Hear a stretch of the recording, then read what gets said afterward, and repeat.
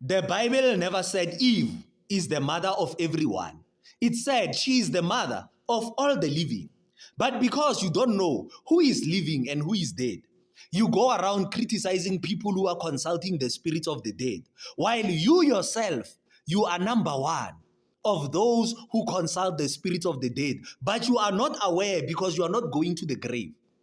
And your pastor is not telling you that you are consulting the dead, because he also does not know who is living and who is dead. But welcome to my church, where the blind receive sight and the deaf start to hear. You are going to hear what your ears have never heard before, the gospel simplified. Genesis chapter 3, verse 20. Adam named his wife Eve because she would become the mother of all the living. All the living, not everyone. So now I want to ask you, who are the living? Luke chapter 9, verse 59 to 60.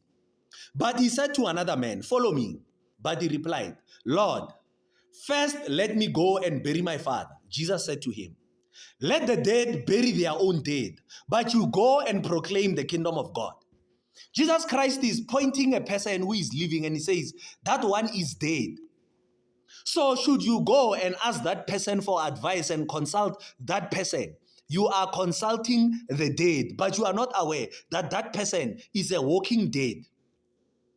Isaiah 8 verse 19. When someone tells you to consult mediums and spiritists who whisper and mutter, should not a people inquire of their God? Why consult the dead on behalf of the living?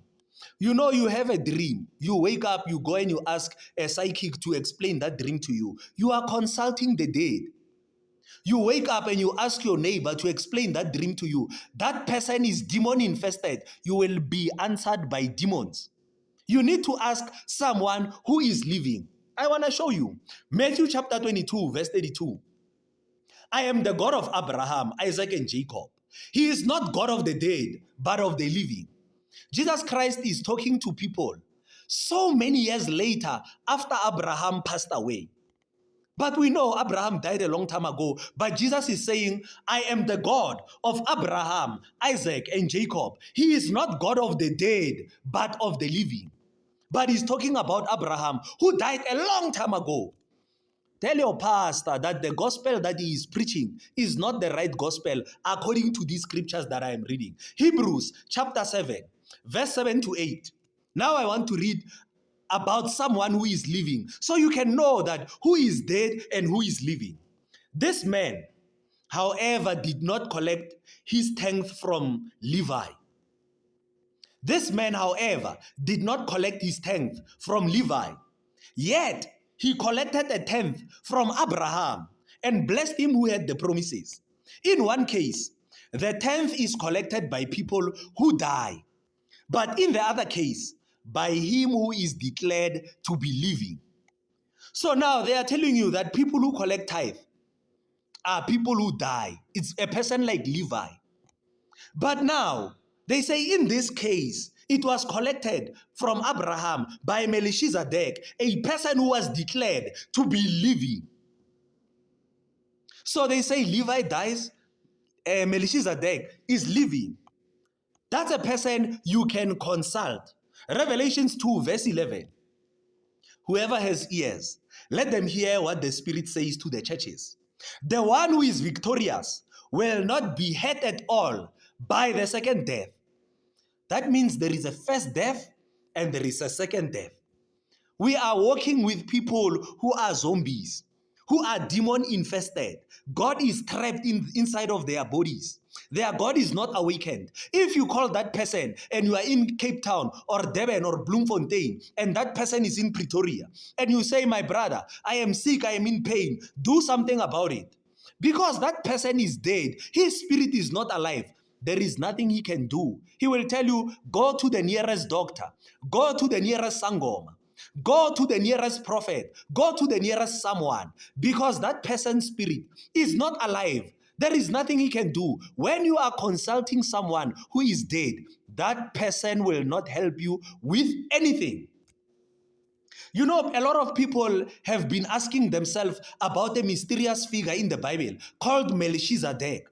Abraham met Melchizedek and gave him 10%. And people ask themselves, who is this Melchizedek? Nobody in the world knows who Melchizedek is because they don't understand the priesthood of Melchizedek. They say he is a man without genealogy, without father or mother, without beginning of days or end of life. He is like the Son of God. He resembles the Son of God. He remains a priest forever. People think Melchizedek does not have parents. Let me tell you, Melchizedek has parents. Just like Jesus has parents. Because they say he resembles the Son of God. But Jesus, he had parents.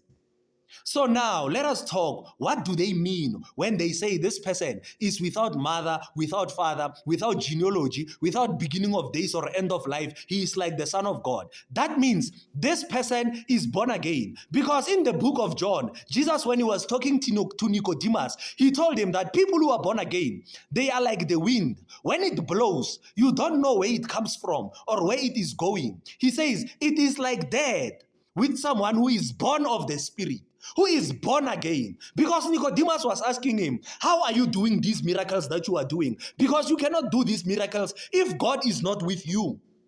Jesus said, I am born again. That's why my spirit is able to do all these things. He says someone who is born again is born in a way that is not like birth of flesh. In the book of John chapter 1, he says, to all who did believe him, he gave them the right to become children of God. Children not born of human descent, nor of the will of a husband and a wife, but children born of God.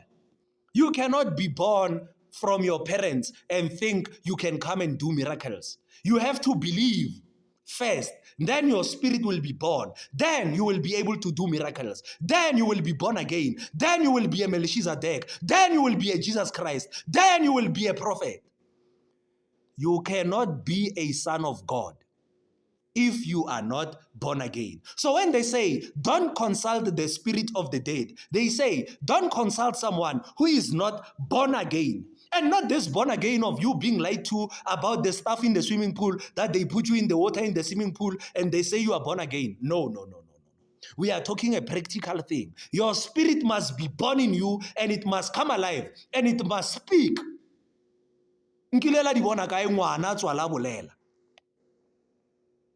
This is what we call born again. Because your spirit must be alive and be able to act. It must be sharper than any double-edged sword. Must be able to penetrate joints and marrow. It must be able to penetrate a person and remove sickness and leave the flesh standing. Your spirit must be alive for you to be born again. We are not talking about born again, just simple talks, because the kingdom that we are in is not the kingdom of talk, but the kingdom of power. You need to be able to demonstrate. When people say, why are you saying Jesus can heal you? You must be able to do that. If not, take a back seat and sit down. Next time when they ask you, was Eve the mother of everyone? Say no, she was the mother of all the living. Khotso, I believe na.